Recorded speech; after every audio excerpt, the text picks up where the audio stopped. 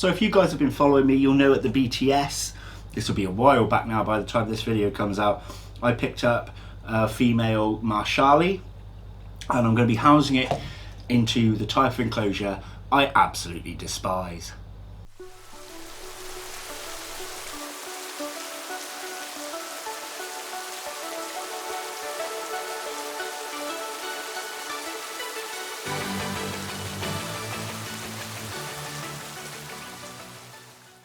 Hello and welcome back to Bug Rounds. On this channel we like to discuss all things creepy crawly.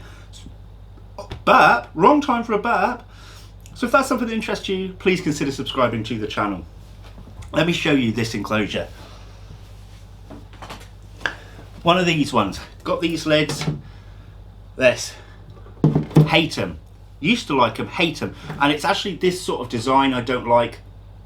I've had other ones that have got like a coloured rim that don't look too bad. They've kind of got a sort of a semicircle front, flat back, hard to explain. But this is just hideous. And the reason I'm putting my Marshalli into this is because when I sold a bunch of my spiders at the BTS, it was actually the slightly larger ones that went less. I sold more of the small slings and made homes for tiny juveniles and grown on slings freed up, and I made sling pots freed up, but I didn't get many decent size enclosures freed up. So this actually held my Albostriatus, or Albostriatum I think they are now.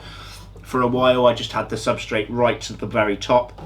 It kind of built it in a slope, and I sold that one, which freed up this enclosure, but I only put that one in this enclosure because I didn't particularly like that spider.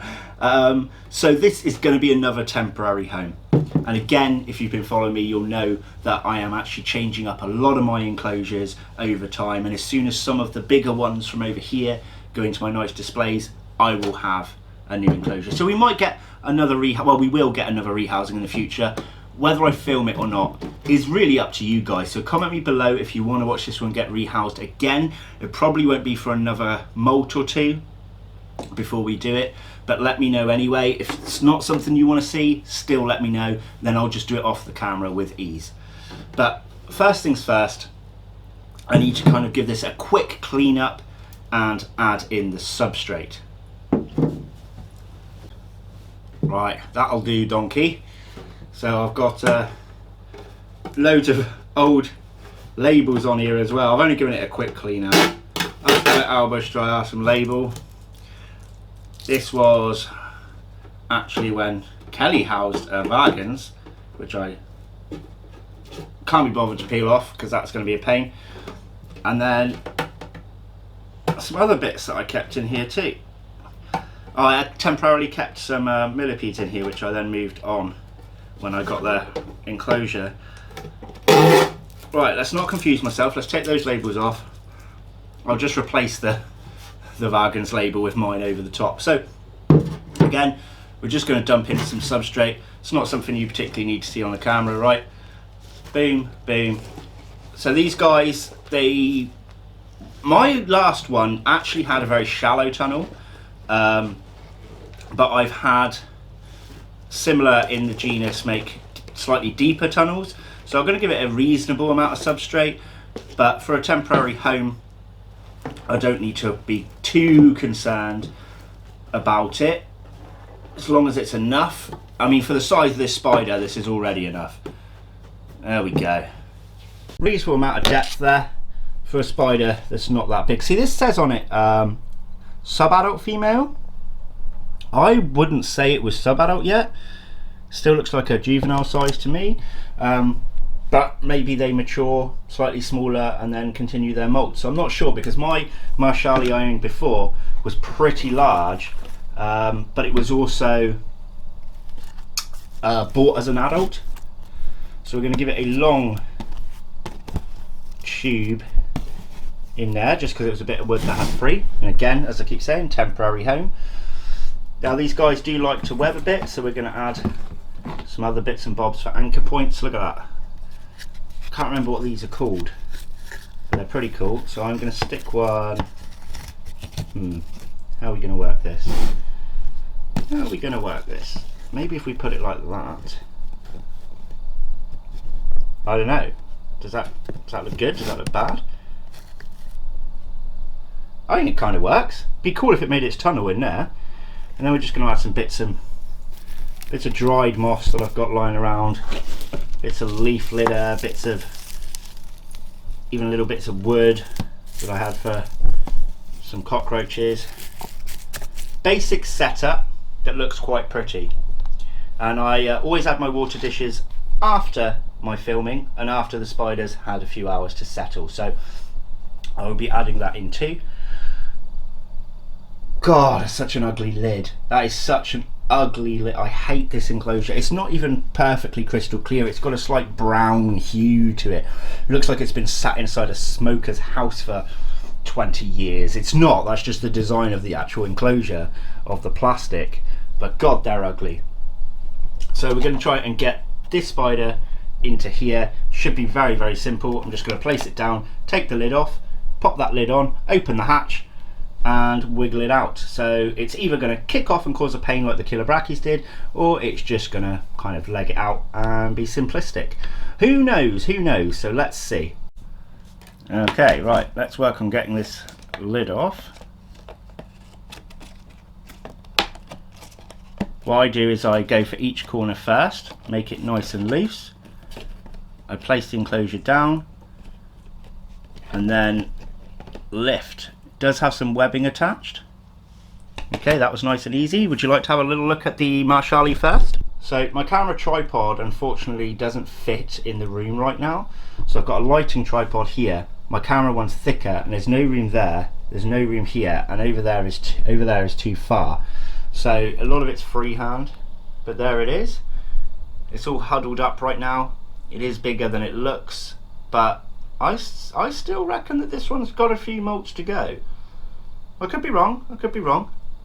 So I've just sat the camera back down a minute. It's not the best of view for you, but we can have a look at this spider once it's out. So what I'm going to be doing is bothering its web and giving it a little push on the tushy.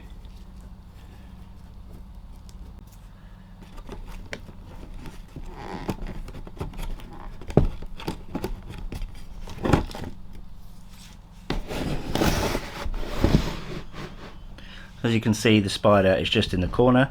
I've had to tilt the tub. We're going to have to use the tongs because the straw is just not strong enough right now. Come on, come on. You're being a darling. I'm not sure if that's going to last.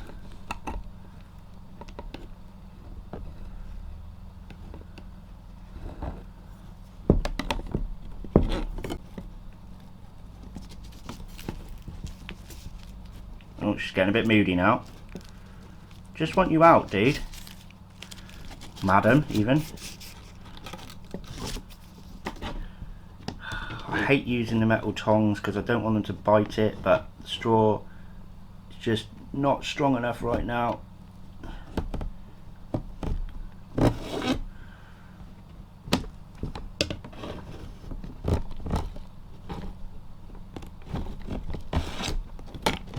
Oh, it's on the lid.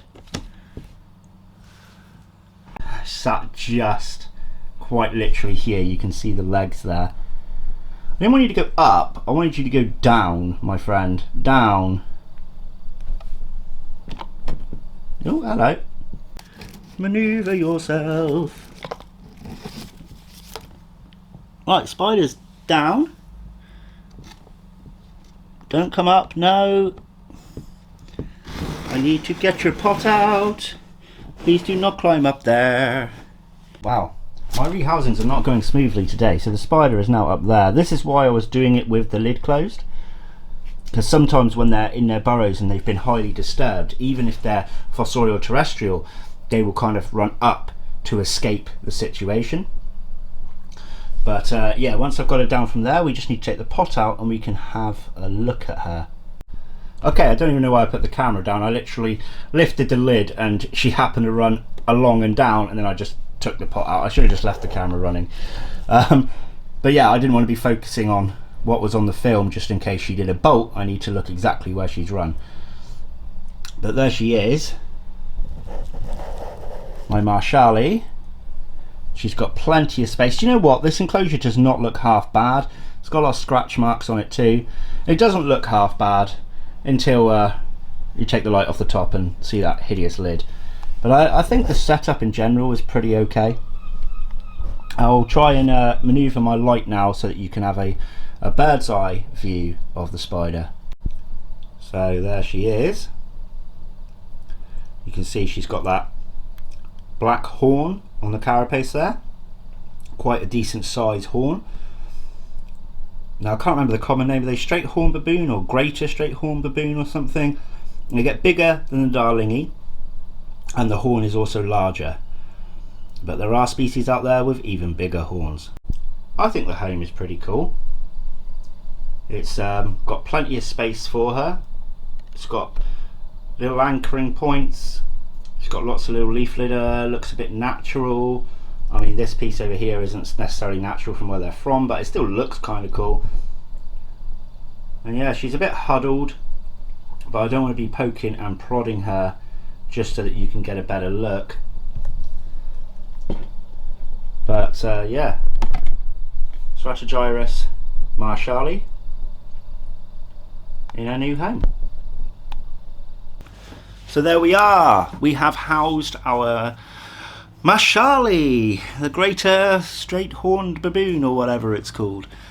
I can't wait for this one to pack on some size because I really miss the adult that I used to have. It's just, you know what, it's just so good to have both a Darlingi and a Marshallie back in the collection again. Absolutely amazing. Didn't intend to necessarily pick one up at the show, but when I saw it at that size for that price, £25, I don't know who I bought it from. Probably not anyone that watches this channel, but if I bought it from you and you watch this channel, comment me below. There are literally loads of these, loads. They had slings, juveniles, sub-adults. They might have even had adults before I got to their table, perhaps, I'm not sure. Sorry, I'm admiring. You're sat on top of her tank right now, the camera. Anyway, I'm just talking rubbish now, so I'm going to let you guys go. Thank you for watching, and I will see you next time. Take care. Bye-bye.